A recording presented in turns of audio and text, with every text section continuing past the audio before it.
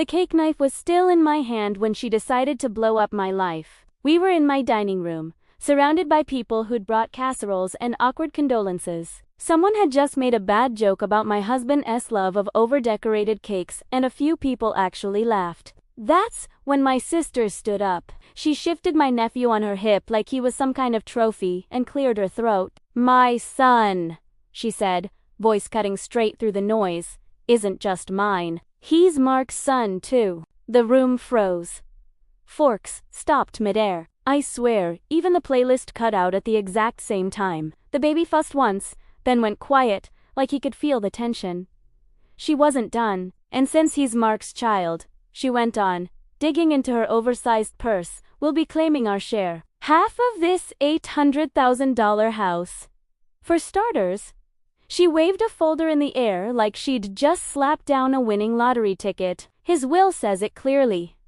Dozens of eyes swung to me. The widow, the betrayed, the one person who was supposed to shatter. I just looked at her. My sister? My blood. My husband, not even a month in the ground, and she was already carving him up like the cake on the table. I could have screamed. I could have thrown the knife. Instead, I had to bite back a laugh, because she had no idea I'd been waiting for this exact moment. For her, the cake knife was still in my... I met Mark when I was 22 and stupidly optimistic. He was older, steady, with that "I've got you" kind of confidence. Broad shoulders, warm eyes, a way of listening like everything I said mattered.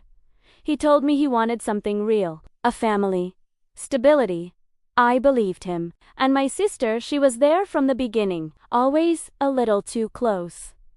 Always laughing a little too hard at his jokes. Touching his arm when she didn't need to. That was just who she was, told myself. She'd always chased attention like oxygen. The loud one. The pretty disaster. The one we were all supposed to understand and be patient with. So I ignored the long glances. The sudden silence when I walked into a room, the inside jokes I wasn't part of. Trust is a blindfold you tie on yourself. Things shifted slowly at first. Mark started working late. He smelled like cologne that wasn't mine. He kept his phone face down. He stopped meeting my eyes when he came through the front door. I asked questions once or twice. He brushed them off with easy lies and tired smiles.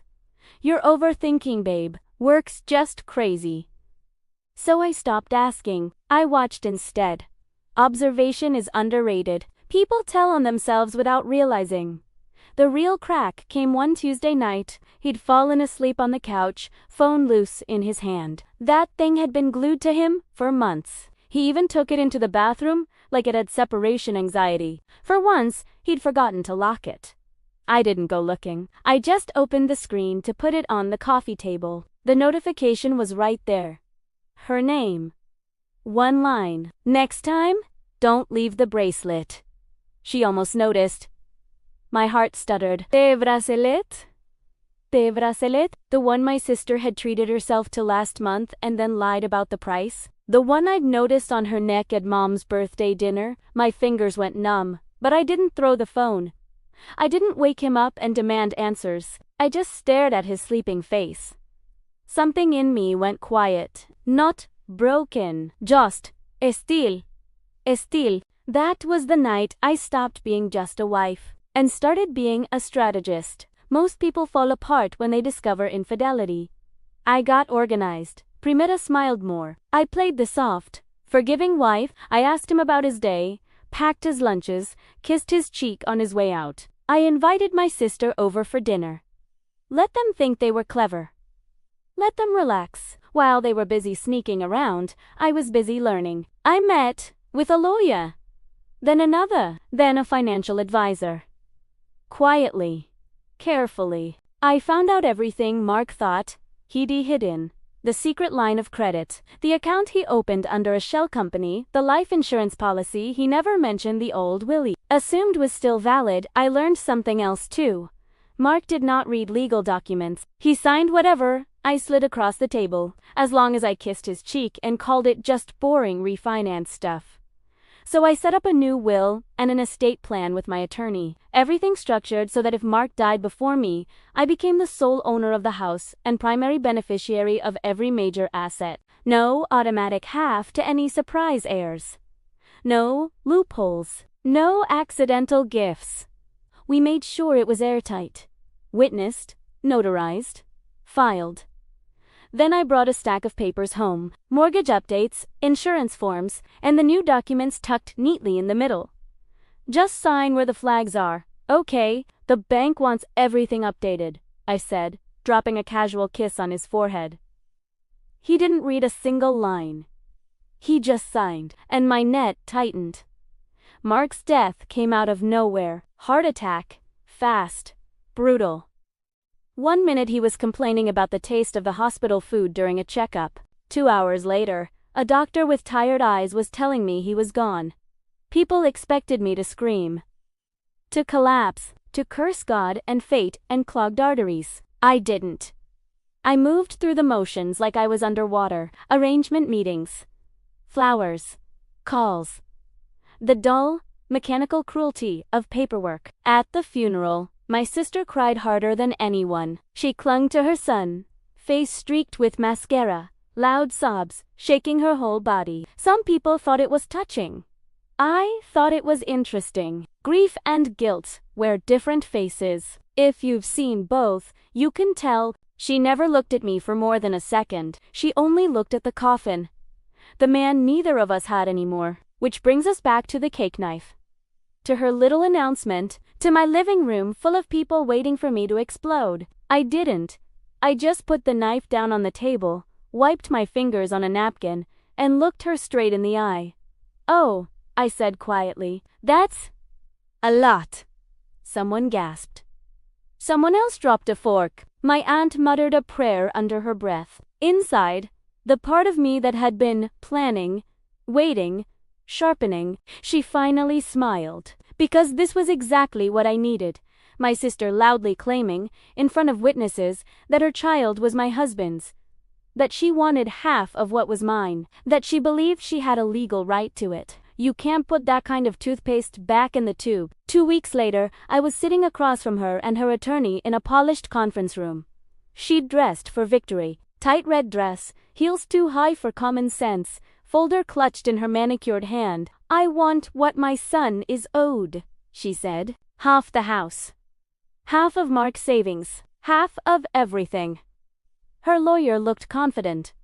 Until he started reading, his smug expression melting line by line. This can't be right, he muttered, flipping pages, checking signatures, going back again. My attorney stayed quiet, letting him sink. This will doesn't mention your client, he said finally, voice tight. At all. That's impossible, my sister snapped. He told me. He may have told you, my lawyer cut in smoothly. But he didn't sign anything that gives you rights to this property. The updated will and estate plan leave the house and primary assets fully to my client. Her face went from red to gray. You tricked him, say spot at me. You manipulated him. You set this up. I shrugged. You're welcome to challenge it. But if you do, I leaned forward, voice soft enough that she had to strain to hear me. Every word you said at the house, about your son being Mark's. That goes on record. Under oath, in front of a judge. Her lawyer cleared his throat. That would complicate things. I kept going, and once that's in the court file, I said, it's public. Employers can see it. Neighbors, schools, your church. Mom, my sister's eyes flooded, anger and panic clashing in her face. You wouldn't, she whispered. You walked into my home, I said, still calm, and tried to carve up my life with a smile on your face. You announced your affair with my husband, like it was a promotion. You lined up his coffin and my kitchen table in the same month. I sat back. You really want to test how far I'll go? Her lips trembled. He's still my son. Don't ruin his life. The irony almost made me choke. You ruined his life the moment you turned him into leverage. I said quietly, I'm just refusing to pay your ransom. Her lawyer finally spoke again, voice low. I think We should step out and talk." They left the room. My attorney looked at me over steepled fingers. "You know," he said, "you could have just divorced him when you found out." I let out a breath I hadn't realized I was holding. "I could have," I said, "but they made their choices. I just made mine." It didn't take long for the story to spread. You can't bomb someone's life that loudly and expect silence in return. Neighbors started connecting dots. My aunt heard from someone at church, who heard from someone at the salon, who heard from someone who had definitely been at the party. My sister's surprise baby with the missing father wasn't such a mystery anymore. Invites dried up. People stopped tagging her in family photos. Moms in her playgroup suddenly became too busy to meet. They weren't cruel to the child. Kids aren't responsible for the mess adults make. But adults, they have long sharp memories. My sister came to my door one night, mascara-smeared hands, shaking. "Please," she begged. "Just tell people it was a mistake. That it was a misunderstanding. That he and I weren't." I stared at her. My sister. The girl I used to share a bedroom with. The one who used to steal my clothes, my makeup, then, eventually, my husband. "You could have had a life without him," I said. "You could have had a relationship with me, with your nephew, with a family that actually showed up for you." Tears streamed down her face. "I was stupid, I know that. But you're my sister. Don't do this." For a second, I saw the kid she used to be. The one who cried when our dad forgot her school play. The one who always came to my bed when thunder scared her. And then I remembered her voice in my dining room. "Half of this house. My son is your husband's." I remembered her hand on my husband's shoulder at family dinners. The secret messages, the smug little look she thought I never caught. "You did this," I said quietly. "Not me." She flinched like I'd slapped her. "I'm not ruining you," I added. "I'm just refusing to keep your secrets for free." She covered her face and sobbed, shoulders shaking. I let her cry. Then I closed the door. People ask if I'm happy now. The truth? It's not happiness. Not really. It's not relief either. It's something smaller and heavier. A quiet, steady truth. I survived what they tried to do to me, and I refused to let them profit from it. I didn't rise from the ashes. I picked them up, one by one, and built a wall they can't climb. My husband is gone. The life I thought I had died with him long before his heart gave out. But the woman they thought would crumble, she's still standing. So tell me, if you were in my place, would you have shown mercy? Or would you have let them feel just a little of the fire they started?